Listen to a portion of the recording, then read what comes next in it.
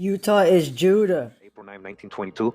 And again, as you guys can see, it's right here. First inhabitants of America, giants in physique fought wild beasts and deadly combat. Says here, weird relics show powerful humans erected pyramids. Mummies of prehistoric Aztecs found in ruins in New Mexico indicate giant men built monuments far more ancient and greater than Egypt ever produced. New light cast on remarkable race, okay?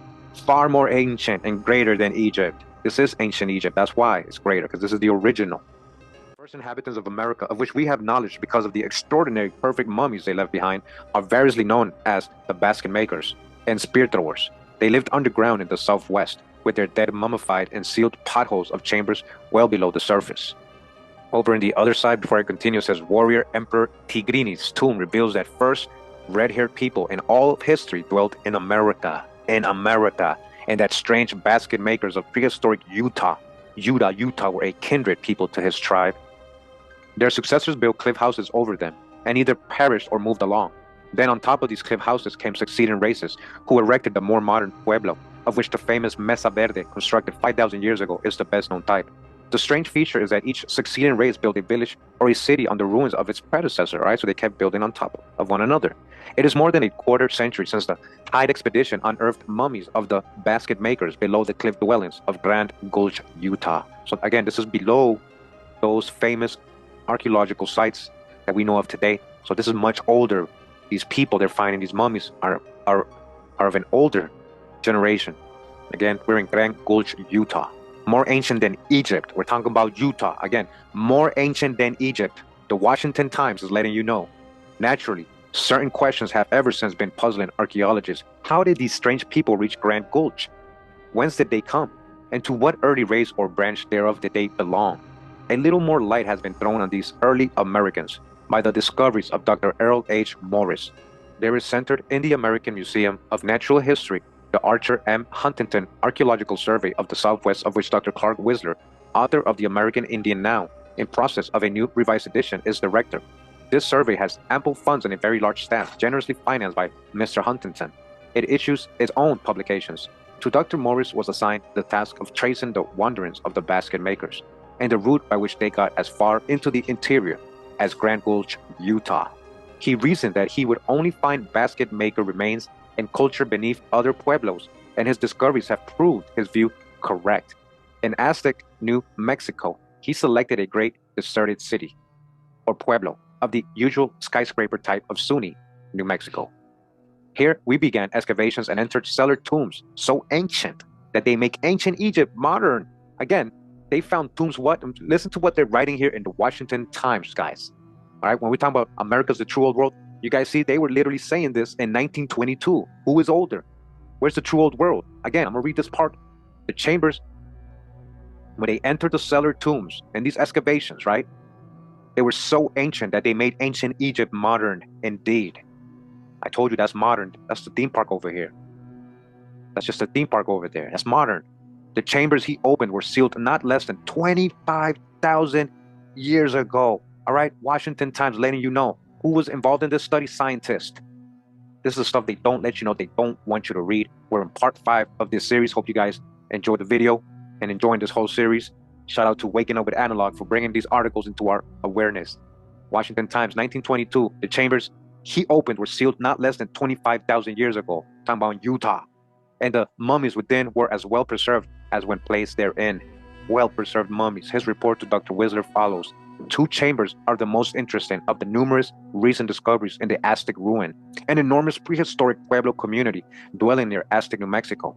Beneath the debris adjacent to the famous Painted Room, opened in 1920, there has been found a second chamber, perfectly preserved in every detail. The pine and cedar beams in the smoke-brown ceiling are as sound as when the trees were felled, and on the wall stones the marks of the quartzite pebbles with which they were faced are as bright and fresh as if the artisan who shaped the blocks, although dead these thousands of years, had not yesterday gathered up his primitive tools and stepped out of the finished chamber. All right, do you guys hear what they're telling you in this newspaper? They never told us none of this stuff. This room was the tomb of a gigantic warrior, emperor, a giant warrior emperor who lay in solitary state against one wall, immediately back to the recessed altar in the Painted Room.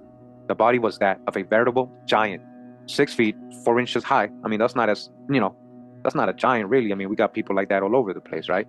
Who towered head and shoulders above the average man of his tribe. So he was taller than the rest of his tribe, right? At 6'4". Death came to the stalwart defender of the village when he was in the prime of his life, and in the height of his glory as well, if one may infer the esteem in which he was held by the excellence of his tomb and the number of his burial accompaniments.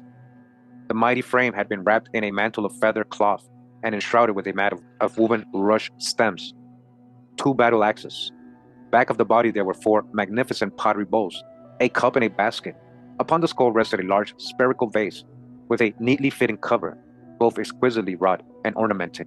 Within easy grasp of the right hand were the wooden handles of 2 stone battle axes, and by them a hafted knife of quartzite, as well as ships of flint and prongs of antler, the latter materials and implements for arrow making.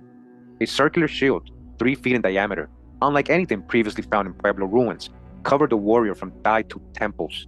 It is an example of coiled basketry technique, the most primitive known, but usually thick and strong. The outer surface had been coated with gum and thickly sprinkled with flakes of mica. When held in the sunlight due to the numberless reflecting surfaces, the great disc would have shone with dazzling brilliance, perhaps sufficiently intense to have confused the vision of the archer, who sought to drive his arrow through the shield to the flesh behind it. Of 13 mummies found in an adjoining chamber, one was the most extraordinary, which has come to light in the entire ruin. This was the mummy of an old woman who had been wrapped and bound in the usual burial position and then placed in one corner of the room. A stout splinter from a broken ceiling timber had been hewn to a point, then driven completely through the pelvis and well into the earth beneath. Ancient witch impaled. All right, listen to this. This is interesting what they're saying here. The shrunken body thus impaled presented a spectacle so gruesome that at sight of it, even the hardened excavators shuddered. It seems probable that the old woman had fallen into disfavor in the village, had been perhaps a witch, and had been subjected to this extraordinary and cruel form of torture and execution. All right, so Dr. Hijack, we don't know if she was a witch. We don't know the reason, but this is what they're saying they found in here. A woman with a stick through her body, impaled. It looked like she went through a lot of torture. It was executed. That's what they're saying. This gigantic warrior, emperor of the basket makers, is well named Tigrinis. Dr. Whistler informs me that we have here the actual founders of the Aztec and Bonite culture, or the Mexica, unless later excavations prove differently. Tigrinis must stand as the first emperor of the founders of the Aztecs, whose later and wonderful structures adorn central Mexico, and a line extended toward the Yucatan, and which extended eastward on the lost continent of Atlantis. All right, extended to what? Atlantis. It is part of Atlantis. Parts of it sank. The others are still up here. Like they just said it was all connected to here. The famed Atlantis of Plato, 250,000-year-old race. The basket makers, of which the Emperor Tigrinis was a symbol, were a Titian or Titan or red-haired race. At least all their mummies so far brought to the American Museum have reddish, wavy hair. If they were the founders of the Aztecs must be assumed to have been the first Titan or Titian-haired people on Earth of which we have knowledge. The hair color and the cross-sections show positively that these first Americans never migrated here from Asia, a land of straight, black-haired people, okay? Listen to what they're telling you. They're letting you know, everything they're finding here, well, especially these red-haired giants, these were original to here. This is, again, the land of Canaan. This is a true old world right here. In the extreme north, we have the yellow-haired Jarls of ancient history and the blonde types of today, but red hair seems to be a separate and distinct characteristic, not necessarily associated with the blonde hair. We have ample evidence that the ancient civilizations of Mexico, Yucatan, and storied Atlantis date back at least 250,000 years, according to these people. But they're letting you know that they're the same people, they're old, and they're the same people, forming the true Garden of Eden of the world, the true Garden of Eden. We're just talking about America over here on this side of the world, okay? Fossil skeletons of Florida, Rancha Brea, and the caves of California prove the contention of exceeding age of mankind along the American equatorial belt, and that they evolved here. They evolved here. They didn't come from Africa. They didn't come from anywhere else. Bering Strait, they were already here. Tigrinis was better armed than his followers in Grand Gulch, Utah. The latter had for weapons only throwing sticks, just strong enough to kill a rabbit. They were easy prey for wild beasts, and hence took to underground dwellings for safety. Tigrinis, on the contrary, was equipped with the most primitive stone battle axe of which we have knowledge, but it had to be effective against the beast of his day. His shield was of coiled basketry, or coiled matting, the very first and most primitive type of basketry and matting on Earth.